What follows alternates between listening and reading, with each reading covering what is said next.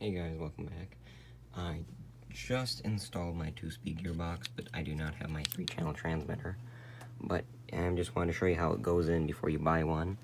So this is the 180 motor and gearbox, and it's in this plastic cover, and you see it bolts screws in there like that, and it's a lot stubbier than this one. So if you have something here in this area, it's going to be hard to get it in there because this is a 380 motor, so it's really nice. And now these bigger drive shafts, which I did have an issue with, now fit in here, and now the suspension actually moves.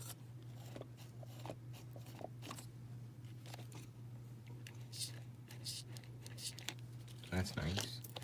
And then, so what comes in the kit is this assembly, the servo, which it does screw in there. I screwed it in. It's just I glued in there for extra support because there's only 2 little screws. And these servo headers, but I think this one will work the best.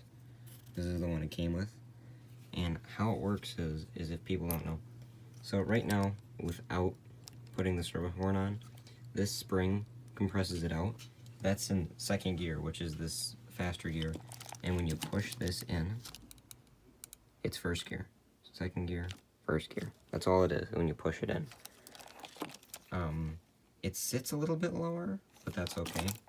This doesn't sit much higher than the existing motor, so that's nice.